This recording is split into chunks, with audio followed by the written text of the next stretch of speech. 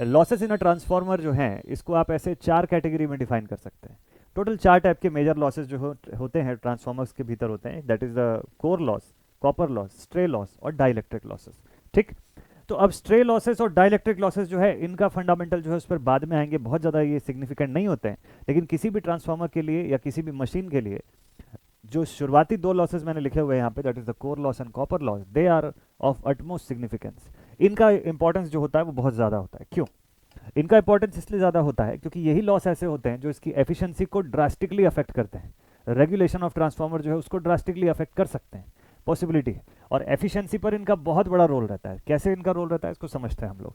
तो ये 2 टाइप के लॉसेस के बारे में आपको पढ़ना है। स्टार्ट करेंगे हम लोग from the core losses. Start करेंगे from the core losses. What do we mean by core loss? देखिए क्या होता है ये। अगर सपोज कर लीजिए हमारे पास कोई ऐसा ट्रांसफार्मर है, इसका कोर जो है हम लोगों ने मैग्नेटिक मटेरियल का ही बनाया हुआ है। इसका कोर जो है किसी ना किसी फेरोमैग्नेटिक मटेरियल से हम लोगों ने बिल्डअप किया हुआ है। ठीक है। और ये जो फेरोमैग्नेटिक कोर है, यहाँ पर जो हमारे पास जो फेरोमैग्नेटिक कोर है, इसकी अपनी कुछ टेंडेंसीज है। अगर आपने इससे पहले का जो चैप्टर मैंने बताया था अगर उसको स्टडी किया होगा तो आपको एक चीज़ का बहुत अच्छे से आइडिया होगा कि ये जो फेरोमैग्नेटिक कोर का जो पार्ट है वो अलग अलग टाइप के लॉसेस को सब्जेक्ट होता है। जैसे कि जब जब हम इसमें चेंजिंग मैग्नेटिक फील्ड या चेंजिंग इलेक्ट्रिक सप्लाई जब प्रोवाइड करते हैं तो पॉसिबिलिटी है कि इसके ऊपर अलग अलग टाइप के लॉसेस क्रिएट होंगे। जैसे अगर ये हमारा प्राइमरी साइड है, ठीक है, और यहाँ पे हमारा सेकेंडरी साइड है,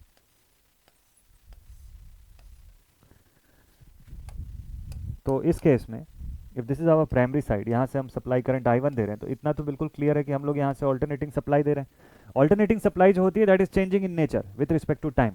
टाइम के साथ साथ वेरिंग नेचर की सप्लाई होती है, जिसकी वजह से क्या होता है कि आपके सिस्टम में जो फ्लक्स का क्रिएशन होगा, दैट फ्लक्स फाई, ये भी कैसा हो जाता है, इसको भी हम लोग लिखते हैं ना phi m sine omega t के एक्सप्रेशन से। तो मतलब ये भी टाइम वेरिंग नेचर का हो जाएगा, साइनोसॉइडल नेचर का फ्लक्स जो है वो क्रिएट होने लग जाएगा। अगर ऐसा साइनोसॉइडल नेचर का टाइम वेरिंग फ्लक्स क्रिएट हो रहा है तो इससे क्या होगा, 2 टाइप की दिक्कतें हो सकती है। सबसे पहला कि एक तो आपके सिस्टम के अंदर क्या होगा कि मैग्नेटाइजिंग फोर्स इंक्रीज हो रहा है, और चूंकि सप्लाई जो है वो लगातार अपनी डायरेक्शन को चेंज कर रही है। ठीक है। हर 20 मिलीसेकंड के अंदर आपकी सप्लाई जो है वो एक साइकिल पूरा कर लेती है, यानी कि हर 10 मिलीसेकंड के बाद सप्लाई जो है वो अपनी डायरेक्शन को चेंज करना शुरू कर देगी। 10 मिलीसेकंड यानी कि 50 हर्ट्ज को एक आइडियल कंडीशन लेके, फ्रीक्वेंसी की वैल्यू 50 हर्ट्ज लेते हुए मैंने कैलकुलेट किया कि अगर मैं टाइम पीरियड निकालूं किसी एक साइकिल का तो it will be 1/50 hertz, that is equal to 20 milliseconds, which is equal to कि 10-10 के 2 10-10 मिली सेकेंड के 2 पार्ट्स में इसको ब्रेक कर लो आप, तो आपको दिखेगा कि हमारी एसी साइकिल जो है, जिस एसी साइकिल की हम लोग बात कर रहे हैं, वो हर 10 मिली सेकेंड में अपनी आधी साइकिल पूरी करती है 10 मिली सेकेंड्स में। ठीक है। और इस पोर्शन को भी पूरा करने में इसको 10 मिली सेकेंड्स लगता है। तो इसका मतलब हर 10 मिली सेकेंड के बाद साइकिल जो है वो ऑल्टरनेट हो जा रही है, रिपीट हो जा रही है इन द अपोजिट डायरेक्शन। ठीक है।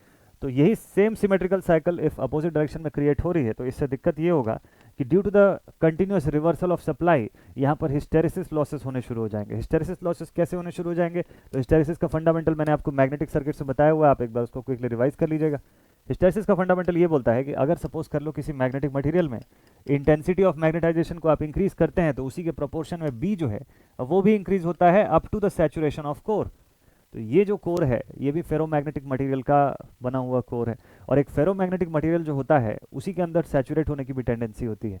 पैरामैग्नेटिक के केस में, डायामैग्नेटिक के केस में आपको कोई सैचुरेशन नहीं मिलता है यहाँ पे। ठीक है। तो मेजरली अगर इन तीनों में से कंपेयर किया जाए in the terms of paramagnetic, diamagnetic and ferromagnetic, so only the ferromagnetic ones are capable of getting saturated. तो अब सैचुरेशन होना, इज इट अ क्वालिटी और अ प्रॉब्लम? तो सैचुरेशन होना इज अ इशू। अगर आपका कोर सैचुरेट हो गया तो आप इसके आगे आप कितनी भी मैग्नेटाइजिंग फोर्स इंक्रीज करते जाएं, जो फ्लक्स डेंसिटी है उसमें there will be no change. ठीक है। तो सैचुरेशन ऑफ द कोर के बाद जब हम लोग इसको रिड्यूस करना शुरू करते हैं सप्लाई को, तो हमको दिखता है कि कुछ रेसिडुअल मैग्नेटिज्म जो है, even when the supply current has become zero, कुछ रेसिडुअल मैग्नेटिज्म बची हुई है। ठीक। और इसी का लगातार रिवर्सल दोनों डायरेक्शन में हमको मिलता जाता है, और हमको समझ में आता है कि इसको हटाने के लिए हम लोग क्या करते हैं, फोर्स अप्लाई कर रहे हैं अपोजिट डायरेक्शन में। तो एक जैसे ही सप्लाई रिवर्स होती है उसका कुछ हिस्सा कोअर्सिव फोर्स लगाने में चला जाता है, that coercive force is responsible to eliminate this residual magnetism. तो रेसिडुअल मैग्नेटिज्म को हटाने के लिए कोअर्सिव फोर्स में एनर्जी वेस्ट हुई ना, तो इसी को हम लोग हिस्टेरेसिस लॉस बोलते हैं, जो कि किसके ऊपर प्रोपोर्शनल होती है, किसके ऊपर बेस्ड रहती है, सप्लाई फ्रीक्वेंसी के ऊपर, फ्रीक्वेंसी ऑफ रिवर्सल्स के ऊपर। इसीलिए हम लोग बोलते हैं कि डीसी सप्लाई पे कोई हिस्टेरेसिस नहीं होता। लेकिन दिक्कत यह है कि ट्रांसफार्मर डीसी सप्लाई पे काम भी नहीं करता है, तो इस यहाँ तो ऐसा कोई ऑप्शन है नहीं कि हम डीसी सप्लाई देके इसको रोक दें। बट हिस्टेरेसिस का होना जो है दैट इज फिक्स्ड, ये तो होगा यहाँ पर। तो कोर लॉसेस जो हैं, इसके अंदर दो टाइप के लॉसेस होते हैं। The core losses can be again classified in two forms. पहला हो गया hysteresis loss, hysteresis loss, and the second one is the eddy current loss, eddy current loss। ठीक M, hysteresis loss and AD current loss. अब AD current loss कहां से हो जाएगा इसके अंदर, चलो उसको भी समझ लेते हैं। अगेन आप एक ऑल्टरनेटिंग सप्लाई जो है वो प्रोवाइड कर रहे हैं, जिससे कि फ्लक्स जो है आपका टाइम वेरिंग नेचर का फ्लक्स जो है वो क्रिएट हो रहा है। इस वाइंडिंग के थ्रू जो आपने सप्लाई भेजी उसकी वजह से कुछ ईएमएफ इंड्यूस होगा। कुछ ईएमएफ कैसे इंड्यूस होगा, पहले तो देखिए फ्लक्स यहाँ से इंड्यूस होगा। ये induced flux time varying nature का है और ये इस कोर से होते हुए सेकेंडरी वाइंडिंग से लिंक कर रहा है। तो ये जो फ्लक्स है let it be phi u, इसको यूजफुल मैग्नेटिक फ्लक्स के फॉर्म में हम लोग लिख लेते हैं। ठीक है, अब ये यूजफुल मैग्नेटिक फ्लक्स जो है ये टाइम वेरिंग नेचर का है, phi m sine omega t के हिसाब से ये वेरी कर रहा है लगातार। और ये वेरिंग नेचर का फ्लक्स जो है, अगर सपोज कर लीजिए कि आपके इस कोर के साथ लिंक कर रहा है, इस कोर के साथ, ये कोर किस चीज का बना हुआ है, कोर के बारे में मैंने आपको बताया कि it is constructed of a ferromagnetic material, iron या उसके कोई सब डोमेन्स का कोई ऐसा मटेरियल होगा जो कंप्लीटली कोर को फॉर्म कर रहा है। ठीक, तो अगर एक फेरोमैग्नेटिक कोर है, मतलब मेटालिक कोर है, और मेटालिक कोर अगर है ये, तो इसका मतलब ये क्या करेगा, इस मैग्नेटिक फ्लक्स का लिंकेज इस मेटालिक कोर के साथ भी होगा। और जब ऐसा होगा तो फराडे का नियम जो है वो दोबारा से एक्शन में आएगा, मतलब Faraday's law of electromagnetic induction again यहाँ पे अप्लाई होगा, जिसकी वजह से कुछ ईएमएफ इंड्यूस होना चाहिए। अब ईएमएफ का इंडक्शन के जो है इसके बारे में आप पढ़ चुके हैं पहले भी, minus n d phi by d t के हिसाब से हम लोग लिखते हैं। तो एज पर the Faraday's law of electromagnetic induction, जब आपकी टाइम वेरिंग नेचर की फ्लक्स किसी एक स्टैटिक कोर के साथ अगर लिंक होती है तो ईएमएफ का इंड्यूस होना तय है। ये जो इंड्यूस्ड ईएमएफ होगी that will be opposing in nature to its cause, जिसकी वजह से ये क्रिएट हुआ है उसको अपोज करेगा। किसकी वजह से क्रिएट हुआ है, इस फ्लक्स की वजह से क्रिएट हुआ है। तो इस ईएमएफ से जो इंड्यूस्ड करंट आएगा वो भी इसको अपोज करने की कोशिश करेगा। अगर वो भी अपोज करने की कोशिश करेगा तो आपकी मेन फ्लक्स जो है उसको अफेक्ट करेगा ना, उसको रिड्यूस करेगा। जो यहाँ की करंट है उसके अपोजिट एक्ट करेगा, और इसी से हमारे पास बनती है ऐसे सर्कुलेटिंग नेचर की करंट्स इसके सरफेस पर। इन्हीं करंट्स को हम लोग क्या बोलते हैं, एडी करंट्स। ये एडी करंट्स कौन सी करंट्स होती हैं, यही एडी करंट जो है they are the induced current which have been induced due to that EMF, जो इस कोर के साथ इस चेंजिंग नेचर की फ्लक्स के लिंक होने पर बना। वो इंड्यूस्ड ईएमएफ की वजह से इंड्यूस्ड करंट आई। ये इंड्यूस्ड करंट जो है वो अपोजिंग नेचर की है, लेंज लॉ से हमको ये पता चलता है, जिससे कि एडी करंट जो है हमारे लिए एक लॉस का फैक्टर बन जाता है, ना कि गेन का। ठीक है, तो ये हो गई हमारे पास एडी करंट लॉस। ये दोनों के दोनों लॉसेस जो हैं, ये दोनों के दोनों लॉसेस को हम लोग क्या बोलते हैं, both are known as, so both are known as the fixed losses, the fixed losses or constant losses।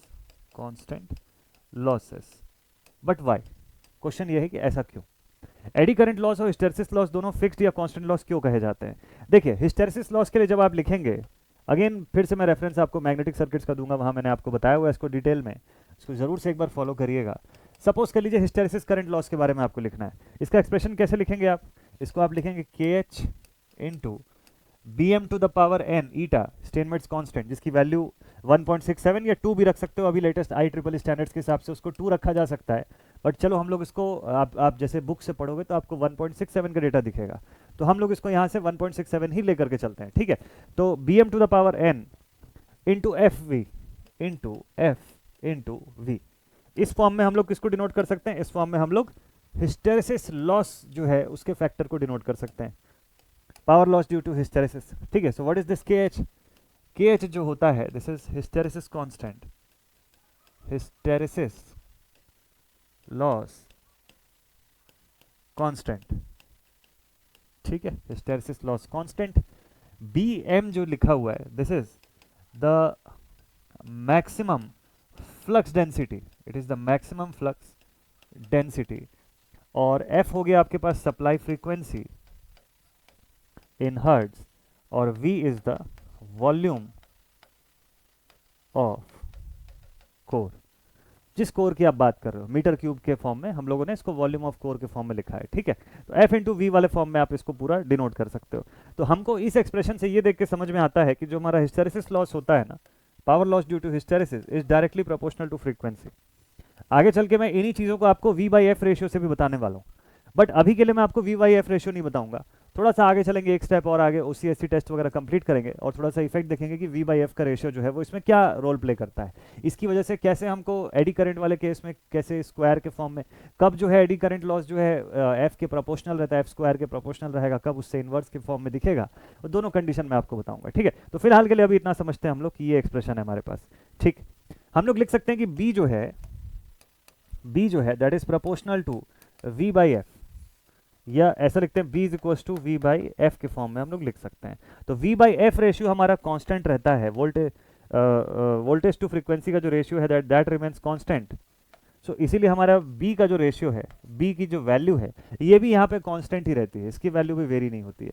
Frequency आपके सिस्टम पे फिक्स्ड है, वॉल्यूम जो है आपके पास वो फिक्स्ड है कोर का, तो ये पूरा का पूरा जो लॉस है इसका होना बिल्कुल फिक्स रहता है, इसकी वैल्यू में कोई वेरिएशन नहीं आता है ड्यूरिंग द ऑपरेशन। तो इसीलिए हम इसको फिक्स्ड लॉस भी बोलते हैं, they are fixed losses for a particular type of construction. Machine की कोर की जितनी वॉल्यूम आप रख देंगे, जितनी फ्रीक्वेंसी वहां पे अप्लाई करें, जितना मैक्सिमम फ्लक्स डेंसिटी है, जितना हिस्टेरेसिस लॉस कांस्टेंट है, इसके हिसाब से इसमें से कोई भी वैल्यू ऐसी नहीं है जो वेरी कर जाएगी। वी बाई एफ रेशियो अगर आपके पास कांस्टेंट है तो ये सारा का सारा जितना भी कुछ है ये सब कुछ विल रिमेन कांस्टेंट, ठीक है। तो एक ये चीज हो गया। अच्छा, दूसरी तरफ अगर आप एडी करंट लॉस की बात करते हो तो इसका भी एक्सप्रेशन देख लीजिए। इसका एक्सप्रेशन क्या लिखते हो आप, के ई इंटू, अब यहां पे भी देखिए मैक्सिमम फ्लक्स डेंसिटी का एक्सप्रेशन तो हम लोग लिखते हैं, बट किस फॉर्म में, यहां पे इसको स्क्वायर के फॉर्म में लिखते हैं, into F square into T square. और वी के फॉर्म में भी लिखेंगे क्या बताइए, यहाँ पे वॉल्यूम को कंसिडर कर सकते हैं, उसको अगर आप हटा दें तो आप इस पूरे का कांस्टेंट के फॉर्म में एक्सप्रेशन ले सकते हैं, ठीक। अच्छा, तो यहाँ पे क्या क्या चीज है, टी मतलब क्या है, टेम्परेचर है कि थिकनेस है, T stands for the thickness, T is for thickness,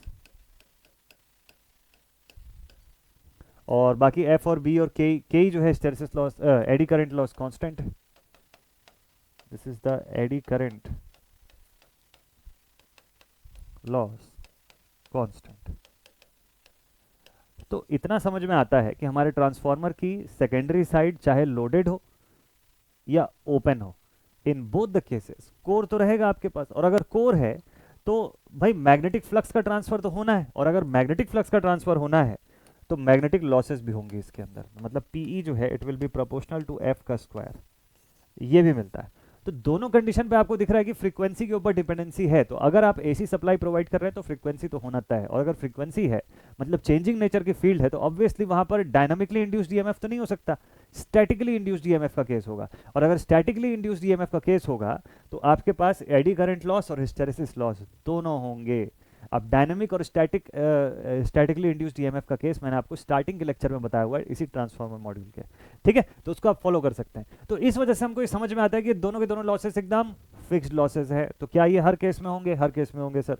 क्या ये सेकेंडरी के अनलोडेड होने पर भी हो सकते हैं, बिल्कुल होंगे, सेकेंडरी अनलोडेड रखो उसके बावजूद ये लॉस होते रहेंगे, ठीक है। चलिए, ये तो हो गया हमारा ट्रांसफार्मर का एक लॉस के बारे में बात। तो हमको समझ में आ गया कि एडी करंट लॉस है, हिस्टेरेसिस लॉस है, बोथ विल ऑकर। इनकी रेमेडी क्या क्या है वो भी हम लोग जानते हैं, क्या क्या रेमेडीज है, तो हम लोगों ने इसके बारे में भी मैग्नेटिक सर्किट्स में बात किया हुआ था। रेमेडीज फॉर फिक्स्ड लॉसेस है ना, तो हम लोगों ने इसके बारे में बात किया हुआ है ऑलरेडी। हम लोगों ने ये बोला हुआ है कि भाई अगर फिक्स्ड लॉसेस में से एडी करंट और हिस्टेरेसिस में से मान लो हिस्टेरेसिस लॉस को कम करना है, किसको कम करना है, हिस्टेरेसिस लॉस को, तो हम लोग इसके लिए क्या करते हैं, हिस्टेरेसिस लॉस को रिड्यूस करने के लिए, तो हिस्टेरेसिस लॉस को रिड्यूस करने के लिए हम लोग क्या करेंगे कि यहाँ पे सिलिकॉन स्टील के जैसा कोई हाई ग्रेड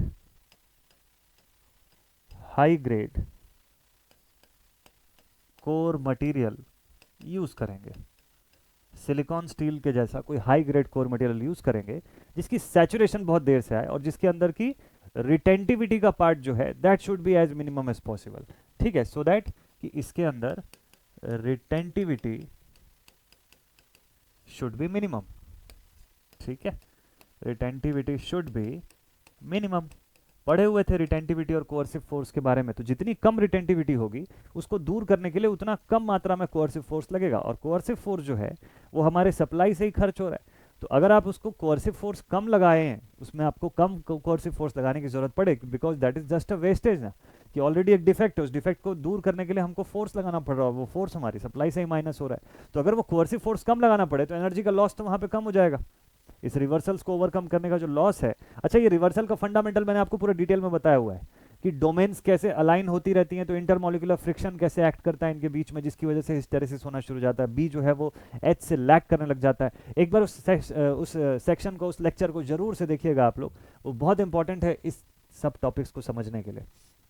तो हिस्टेरेसिस के केस में हमको समझ में आ गया कि सिलिकॉन स्टील का हम लोग यूज करते हैं high grade ferromagnetic material, high grade ferromagnetic material का हम लोग इस्तेमाल करते हैं। तो जितना अच्छा फेरोमैग्नेटिक मटेरियल होगा, म्यू आर की वैल्यू बढ़िया होगी, म्यू आर हाई होगा, रिटेंटिविटी जो है उसके अंदर का लो होगा, और कोअर्सिव फोर्स जो है दैट शुड आल्सो बी लो। ये तीन कंडीशंस जरूर से लिखिएगा अगर थियोरेटिकली पूछता है तो इतना कुछ होने की वजह से आप हिस्टेरेसिस को कम कर सकते हैं। Then what about the eddy current? Second case is for eddy current. इसके लिए क्या रेमेडी है? एडी करंट्स, इसको कम करने के लिए हम लोग क्या करते हैं, इसी सिलिकॉन स्टील की जो शीट हम लोगों ने लगाई है, इसी सिलिकॉन स्टील का जो हम लोग कंडक्टर यहाँ बना रहे हैं, मतलब कोर सेक्शन जो बना रहे हैं, इस कोर को हमको पता है एडी करंट लॉस वाला जो फैक्टर है उसमें स्क्वायर ऑफ फ्रीक्वेंसी के हिसाब से वेरिएशन होता है, और इसकी थिकनेस भी इंपॉर्टेंस रखती है। तो हम क्या करेंगे, कोर की थिकनेस को कम कर देंगे। कैसे कम करेंगे? उसको पतले पतले शीट्स के फॉर्म में डिवाइड कर देंगे, कि मटेरियल तो वही रहेगा सिलिकॉन स्टील हाई ग्रेड का, बट एक थिक कोर सेक्शन बनाने से बेटर है कि हम लोग बहुत सारे पतले पतले कोर्स को डिजाइन कर दें, उनको फिजिकली लैमिनेट कर दें। लैमिनेट करने से फायदा ये होता है कि उसके अंदर इलेक्ट्रिकल कंडक्टिविटी कम हो जाएगी। कैसे कम हो जाएगी समझिएगा, आर जो है that is directly proportional to L and inversely proportional to A. ठीक है, रो एल बाई ए ऐसा लिखते हैं हम लोग। तो जब मैं कोर की एरिया को कम कर दूंगा तो आर की वैल्यू बढ़ जाएगी। सोचिएगा, कोर की एरिया को कम कर रहा हूं उसको पतले शीट में डिवाइड करके, तो आर की वैल्यू क्या होगी? इंक्रीज होगी। एंड आप किस लॉस को कम करना चाह रहे हैं? आप एडी करंट को कम करना चाह रहे हैं। What is current? Eddy current भी तो एक करंट है ना, and we know that I is equal to V by R. तो अगर आर की वैल्यू इंक्रीज होगी तो करंट क्या होगा? इसी वजह से हमको एडी करंट लॉसेस में हमारा मेन फोकस ये होता है कि हमको रेजिस्टेंस को इंक्रीज कर देना है। कौन सा resistance? Electrical resistance. We are not talking about the magnetic resistance. Magnetic resistance को हम रिलक्टेंस बोलते हैं, उसकी तो बात ही नहीं कर रहे हैं। हमको चाहिए कि मैग्नेटिक कंडक्शन अच्छा होता रहे, इलेक्ट्रिकल कंडक्शन की क्या जरूरत है इस कोर में? आपको कोर के अंदर इलेक्ट्रिकल कंडक्शन तो नहीं चाहिए होता है ना, इलेक्ट्रिकल कंडक्शन तो आपको इस वाइंडिंग्स में चाहिए होता है। तो कोर को क्यों इलेक्ट्रिकली कंडक्ट करवाना? कोर को इलेक्ट्रिकली जितना न्यूट्रल रहेगा उतना आपके लिए फायदा रहेगा।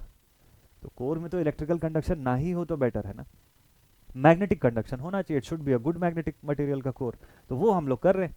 तो हम लोग क्या कर रहे हैं कि इसकी इलेक्ट्रिकल रेजिस्टेंस को इंक्रीज कर रहे हैं by dividing it into various number of thin sheets which are physically laminated so that they can be insulated from each other. एक दूसरे से इंसुलेटेड रखने के लिए फिजिकली इन सभी सेक्शंस को, पतले पतले शीट्स को लैमिनेट करेंगे, फिर उसके बाद उसको मिला के again we will form a thick core. But now the difference is that पिछले केस में क्या था कि एक सॉलिड कोर था, क्रॉस सेक्शन एरिया जो थी वो बहुत ह्यूज थी, क्रॉस सेक्शन एरिया ज्यादा होने की वजह से आर की वैल्यू लो थी, और आर कम होने की वजह से आई की value was high, eddy current ज्यादा बन रहा था। इस बार ठीक उल्टा कर दिया हम लोगों ने, अब कोर को थिन कर दिया हम लोगों ने, पतले शीट्स में डिवाइड किया, तो जिससे कि क्या हो गया, हमको हायर रेजिस्टेंस मिल रहा है, एडी करंट का क्रिएशन कम हो गया। तो ये दिस इज द दूसरा effect, this is the second effect.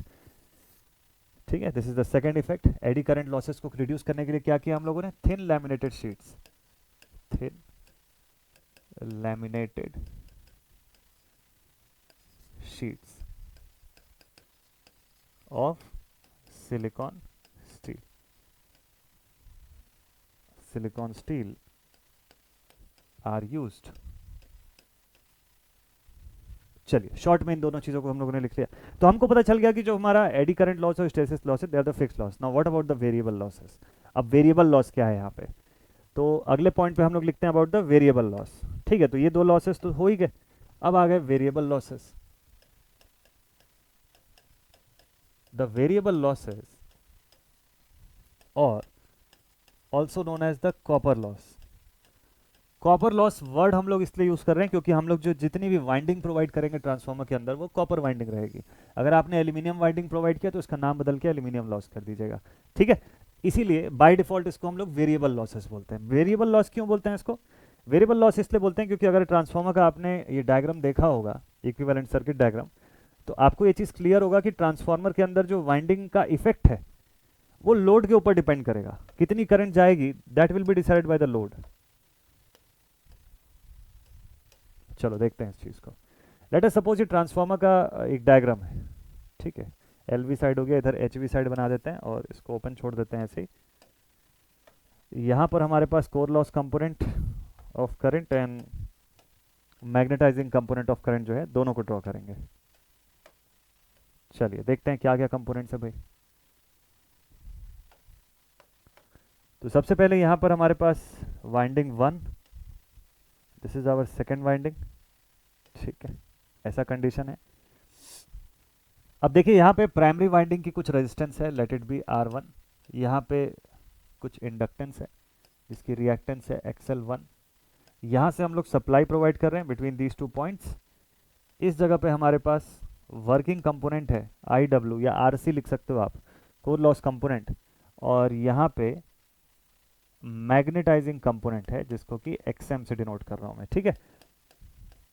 ये नो लोड प्राइमरी करंट है मेरे पास, यहाँ से I1 करंट आ रही है। इसके बारे में मैंने आपको बता चुका है कि ये I2 डैश है, जो अगर यहाँ सेकेंडरी जो है हमारा कनेक्टेड है तो उस कंडीशन में ये जो I2 क्रिएट करेगा, इसको अपोज करने के लिए I2 की वजह से कुछ फ्लक्स क्रिएट होगी जो हमारे मेन फ्लक्स को अपोज करेगी, तो उसे काउंटर करने के लिए हमारे पास यहाँ से I2 डैश जो है वो क्रिएट होगा इस जगह पे, ठीक है। EMF जो है उसका एक्सप्रेशन हम लोग लिख लेते हैं यहाँ से E1 self induced EMF in the primary side, ऐसे ही self induced EMF in the EMF induced in the secondary side, ठीक है। और दूसरा यहाँ पे नंबर ऑफ टर्न्स N1, इधर number of turns N2। Secondary side पे क्या है हमारे पास, देखिए यहाँ पे फिर से वाइंडिंग रेजिस्टेंस है R2, फिर से रिएक्टेंस है XL2, एंड देन हमारे पास यहाँ पे टर्मिनल है जहाँ या तो हम लोड लगाएंगे या तो लोड नहीं कनेक्ट करेंगे, both the cases are possible. तो अब ये जो I0 करंट आ रही है मेरे पास, इसका भी दो कंपोनेंट है, IW working component of current या core loss component of current जिसको बोलते हैं, और दूसरा होता है I mu which is nothing but the magnetising component of current. ये मैग्नेटाइजिंग कंपोनेंट जो है इस करंट I0 का, ठीक है। अब देखिए कॉपर लॉस कैसे एग्जिस्टेंस में आ रहा है। कॉपर लॉस किसकी वजह से होगा? वाइंडिंग के होने वाले रेजिस्टेंस की वजह से होगा। कॉपर हम वर्ड जो यूज कर रहे हैं that basically belongs to the winding, जो आप वाइंडिंग क्रिएट किए उसके अंदर होने वाले रेजिस्टेंस की वजह से कॉपर लॉस होना चाहिए। तो कॉपर लॉस जो है ये किस पे डिपेंड करेगा? कॉपर लॉस की वजह से हीट डिसिपेशन होगा, और हीट डिसिपेशन के लिए हम लोग जानते हैं कि by Joule's law of heating, इसको हम कैसे एक्सप्रेस करेंगे? इसको हम एक्सप्रेस करेंगे एज I² RT। इसको एक्सप्रेस करेंगे हम लोग as H is equal to I² RT। Heat dissipation जो है इसको जूल्स के फॉर्म में बताएंगे ना हम लोग I² RT के हिसाब से। तो हमको जो कॉपर लॉस अभी देखना है, अभी लॉस को पावर के फॉर्म में देखना है, ना कि जूल्स में, ठीक है। उसको एनर्जी के फॉर्म में नहीं, उसको अभी पावर के फॉर्म में एक्सप्रेस करिए, तो ये टाइम से मत मल्टीप्लाई करिए इसको। तो हम लोग बोलेंगे power loss due to copper side या copper section is given as I² R, ठीक है। इसका मेन जो फंडामेंटल आया वो कहां से आया था? वो तो जूल्स लॉ से आया था, लेकिन टी का जो मल्टीप्लिकेशन कर रहा था मैं, उससे ये एनर्जी के फॉर्म में दिख रहा था, और मुझे एनर्जी के फॉर्म में नहीं पावर के फॉर्म में एक्सप्रेशन चाहिए, ठीक। तो मैं पावर के फॉर्म में इसका एक्सप्रेशन बना दिया I² R। बट अगेन क्या वाइंडिंग एक ही है क्या पूरे ट्रांसफार्मर के भीतर? तो आप बोलेंगे सर वाइंडिंग तो दो है, एक प्राइमरी साइड पे एक सेकेंडरी साइड पे। तो क्या सेकेंडरी साइड की वाइंडिंग से लॉस जो होगा वो भी हर समय दिखेगा? देखिए आपको कॉपर लॉस नॉर्मली कैसा दिखना चाहिए? ये होना चाहिए I1² R1 प्लस I2 का स्क्वायर इंटू R2, ठीक है। ये वाला फैक्टर ऐसा होना चाहिए, ये नॉर्मली ऐसा इतना लॉस होना चाहिए। बट क्या ये हर समय होगा? क्या हर समय तो नहीं होगा सर। क्यों? क्योंकि अगर सेकेंडरी साइड ओपन छोड़ दूंगा तो क्या बताइए कोई सेकेंडरी करंट जाएगी? मैंने यहाँ पे लिखा है I2 का square into R2। Is it possible कि हर केस में I2 करंट जाएगी ही जाएगी? जरूरी नहीं है ना। आपने कंडीशन पढ़ा हुआ है ना, transformer at no load condition. अगर ये नो लोड पर है तो कहां से सेकेंडरी करंट जाएगी? There will be no secondary current. अगर कोई सेकेंडरी करंट नहीं है तो आपके कॉपर लॉस की वैल्यू तो वेरी हो गई, आपकी कि कॉपर लॉस की वैल्यू जो है इसमें लिखेंगे आप in case of secondary open circuit, तो हमको मिलेगा copper loss is equals to I1 square R1, बस इतना ही। अच्छा, in case of secondary side loaded, suppose कर लीजिए इन केस, दूसरा कंडीशन लेते हैं, ऑफ सेकेंडरी साइड लोडेड। अभी किस टाइप का लोड है उसके बारे में हमको पता नहीं, ये एक्टिव मतलब ये लैगिंग पावर फैक्टर लोड है कि लीडिंग पावर फैक्टर लोड है, अभी ये क्लियर नहीं, किसी भी टाइप का है बट लोडेड है, तो उस कंडीशन में I2 करंट फ्लो होने लग जाएगी, तो फिर आपका कॉपर लॉस जो है वो कैसा हो जाएगा, it will B I1 square R1 plus I2 square R2। But क्या जरूरी है क्या कि सेकेंडरी हमेशा अपने रेटेड लेवल तक लोडेड होगा? इज इट नेसेसरी एनीवेयर कि सेकेंडरी जो है वो हमेशा अपने फुल लोड पे रहेगा, जितना उसका फुल लोड कैपेसिटी है पूरे से लोड कर देंगे? क्या ये कहीं पे कंपलसरी है क्या? तो सर आप ये भी कंपलसरी नहीं हो सकता है कि इसकी फुल लोड कैपेसिटी कुछ और होगी, हम इसको हाफ फुल लोड से जो है वो किए हुए हैं, लोडिंग किए हुए हैं सेकेंडरी पे। ये तो डिपेंड करेगा कि आपने लोड कितना लगा के रखा हुआ है ना, उस हिसाब से यहाँ पर जो है लॉसेस का फैक्टर जो है वो आपको दिखाई देगा। तो ये तो डिपेंड करेगा ना कि लोड कितना लगा हुआ है, ये हर समय थोड़ी ना फिक्स रहेगा, ये फिक्स हो ही कैसे सकता है, इट इज़ नॉट पॉसिबल कि हमेशा फिक्स रहे। तो इसका मतलब ये है कि आप जब कॉपर लॉस की जब बात करोगे, ये देखिए, since it is not fixed that the secondary side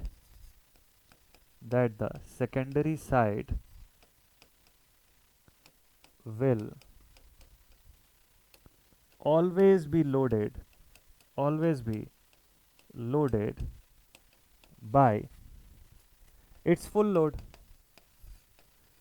तो फिर क्या ज़रूरी है कि हमेशा करंट भी जो जाएगी वो भी फुल लोड करंट जाएगी? वो भी तो नेसेसरी नहीं है ना, हाफ फुल लोड लोडिंग होगा तो करंट भी आपको उसी हिसाब से मिलेगी। तो इसके लिए एक आप फ्रैक्शन के फॉर्म में, जैसे सपोज कर लीजिए I1 आपकी फुल लोड करंट, मान लीजिए हम लोग ये लिखते हैं कि I1 जो है हमारा, if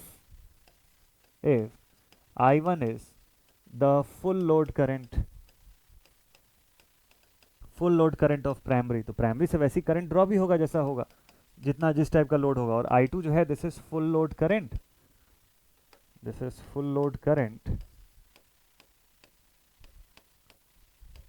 of secondary side and this is of primary side. ठीक है, इस टाइप का हो गया। तो इसके लिए जो एक्सप्रेशन हम लोग बनाते हैं किस हिसाब से बनाते हैं? Copper loss due to full load is given as I1 at full load का square into R1 plus I2 at full load का स्क्वायर इंटू R2। ये एक्सप्रेशन यहाँ पर बिल्कुल क्लियर बैठता है, फिट। तो मतलब ये आपके I1 और I2 की वैल्यू फुल लोड के हिसाब से रहेगी, उस हिसाब से आप PCU फुल लोड जो है वो बताओगे। तो इसका जो फैक्टर है हमेशा लोडिंग के ऊपर डिपेंड करता है, तो इसको आप लिखने के लिए एक जनरलाइज एक्सप्रेशन से ऐसा लिख सकते हो, PCU ऑफ x जो है यहाँ पे फ्रैक्शन ऑफ लोडिंग जो है उसको बताएगा कि लोडिंग का फ्रैक्शन जो है वो यहाँ पर कितना है। ठीक है, इज इक्वल्स टू x का square PCU is equals to x का स्क्वायर। आगे चल के एफिशिएंसी के फॉर्मूले में बार बार ये x का डेटा आएगा, तो आपको कंफ्यूजन नहीं होना चाहिए। आपको एग्जाम में क्वेश्चन में गिवन रहता है कि ट्रांसफार्मर जो है आपका फुल लोड पे ऑपरेट हो रहा है या हाफ फुल लोड पे ऑपरेट हो रहा है, 3/4 ऑफ फुल लोड पे, कभी परसेंटेज में दे देगा कभी कभी आपको, तो ये वैल्यू का कैलकुलेशन आपको आना चाहिए। ठीक है, so what is this x, इसीलिए ये टॉपिक जो है इंपॉर्टेंट है क्योंकि ये चीज आप इसी टॉपिक के अंदर सीखते हैं। सो आप लिखेंगे here x is the fraction of loading, it is the fraction of loading. ये लोडिंग का फ्रैक्शन बताएगा आपको। फ्रैक्शन मतलब जो फुल लोड का जो कंडीशन है उसके तुलना में अभी क्या कंडीशन चल रहा है, ये वो आपको बताएगा। ठीक है, तो इसको हम लोग किसके फॉर्म में शो करेंगे? करंट के फॉर्म में शो कर सकते हैं। ठीक है, ये बताएगा आपको कि फुल लोड के रिस्पेक्ट में अभी कितनी करंट फ्लो हो रही है। तो इसको आप ऐसा शो कर सकते हैं, यू कैन से कि here x will be equal to I upon I full load, कि अभी प्रेजेंट कंडीशन का करंट विथ रिस्पेक्ट टू कि फुल लोड पर कितना करंट है ये। ठीक, तो अगर सपोज कर लीजिए कि अगर I आपका फुल लोड करंट नहीं है, मान लीजिए कि आपको क्वेश्चन में देता है कि I is at half of full load, तो आपके पास x की वैल्यू क्या आ जाएगी? Then you will put x is equals to 1/2। तो इसके लिए क्वेश्चन का स्टेटमेंट ध्यान से देखिएगा कि आपको एग्जाम में क्या सवाल में बोला हुआ है। क्वेश्चन में कभी कभी बोलेगा 3/4 ऑफ फुल लोड जो है वो करंट फ्लो हो रही है उसके अंदर, तो आपको यहाँ x की वैल्यू में 3/4 पुट करना पड़ेगा। ठीक है, कभी आपको देगा 1/3 जो है ऑफ द फुल लोड वो करंट फ्लो हो रही है, तो आपको x की जगह पे 1/3 पुट करना होगा। एफिशिएंसी जब कैलकुलेट करेंगे तो ये वाला टॉपिक बहुत ज़्यादा इंपॉर्टेंट है। आई होप आपको x की वैल्यू का कैलकुलेशन जो है वो समझ में आ गया होगा एकदम प्रॉपर वे में। तो फाइनली जो हम लोग लॉसेस निकालते हैं वो क्या क्या होल्ड करता है अपने साथ, तो फाइनल एक्सप्रेशन में आपको मैं बता दूं कि जो लॉसेस हम लोग लिखेंगे कैलकुलेट करने में, उसको हम लोग लिखेंगे P I plus P C U, total losses in the transformer are given in this form. तो ये वाला जो फैक्टर होता है this represents the iron loss. Iron loss word से कंफ्यूज मत होइएगा, core loss, iron loss, magnetic loss या मैग्नेटाइजिंग लॉस भी इसी को बोलते हैं, फिक्स्ड लॉसेस तो बोलते ही हैं इसको, कांस्टेंट लॉसेस जो बोलते ही हैं, ये सारा नाम इसका होता है। आयरन लॉस वर्ड इसलिए क्योंकि इनिशियली जब ट्रांसफॉर्मर्स जब यूज होते थे ना, तो उसके अंदर जो कोर बनाया जाता था that use to be purely of iron, तो इसी वजह से आयरन के अंदर लॉस हो रहा है इसलिए आयरन लॉस इसको बोलते हैं। टेक्निकली इसको आप कांस्टेंट लॉस बोल सकते हो, ठीक है। तो क्योंकि अब जरूरी नहीं है कि आप हर समय आयरन का ही कोर यूज करो ना, तो जरूरी नहीं कि आप आयरन लॉस वर्ड यूज करें, ठीक। तो this is the iron loss, this is also known as the fixed loss. Fixed loss का कंपोनेंट ये हो गया, और ये क्या हो गया, this one is the copper loss, this is the copper loss in transformer winding. तो अब आपको पता है कि ये कंडीशनल है, इसको क्यों मैं आपको शुरुआत में वेरिएबल लॉस बताया था, अब आपको ये कंडीशन पता है कि ये फिक्स्ड क्यों नहीं है, क्यों, क्योंकि ये हमेशा डिपेंड कर रहा है कि सेकेंडरी साइड की लोडिंग किस टाइप की है। अगर मैं 1/3 लोडिंग कर दूंगा तो इसकी वैल्यू भी रिड्यूस हो जाएगी, ठीक है। मैं अगर फुल लोड लोडिंग कर रहा हूं तो उसकी वैल्यू अलग रहेगी, तो ये हर बार इस फैक्टर के हिसाब से इसकी वैल्यूज में चेंजेस आ रहे हैं, ठीक। तो ये हो गया ट्रांसफार्मर के अंदर का कंबाइंड लॉस, टोटली इसको इस फॉर्म में हम लोग बताते हैं। अब पी आई को आप फिर से दो पार्ट में ब्रेक कर सकते हो कि इसको पी एच हिस्टेरेसिस लॉस और एडी करंट लॉस के फॉर्म में आप ब्रेक कर दीजिए, और कॉपर लॉस जो है उस पर डिपेंड करेगा कि वाइंडिंग का क्या सिचुएशन है, उसके हिसाब से आप वो एक्सप्रेशन लिखिएगा। तो ऐसे लॉस के फैक्टर्स होते हैं पूरे। अगली क्लास में जब मैं आपसे मिलूंगा तो इसके आगे का टॉपिक आपको दो टेस्ट के बारे में बताऊंगा, एससीओसी टेस्ट के बारे में हम लोग फटाफट से पढ़ेंगे, और फिर सीधे एफिशिएंसी कैलकुलेशन पे आएंगे। एफिशिएंसी कैलकुलेशन के न्यूमेरिकल आपके एग्जामिनेशन के लिए इंपॉर्टेंट है, और वहां तक पहुंचने के लिए ही ये सारा कुछ हम लोग पढ़ रहे हैं कि आपको अच्छे से क्लैरिटी आ सके, आपको इक्विवेलेंट्स का जो डिटेल है वो प्रॉपर समझ में आ जाए कि ये इक्विवेलेंट जो हम लोग बार बार ड्रॉ कर लेते हैं इसको कैसे ड्रॉ कर रहे हैं। इसी के लिए स्टार्टिंग का टॉपिक भी हम लोगों ने डिस्कस किया था, ठीक है। तो आई होप एकदम मस्त से आपको क्लियर हो गया होगा। इसकी नोट्स आपको ड्राइव पर मिल जाएगी, ड्राइव की लिंक जो है इस वीडियो के डिस्क्रिप्शन बॉक्स पे आपको अवेलेबल हो जाएगी। तो रेगुलर आपके लिए कंटेंट जो है वो प्रॉपर आता रहेगा, मस्त से आप लोग पढ़ाई करते रहिए, ठीक है। तो ये सेशन यहीं पर स्टॉप करता हूँ, मिलता हूँ आप सभी से नेक्स्ट सेशन पे। Take care all my dear students and thank you so much for watching this session. जय हिंद।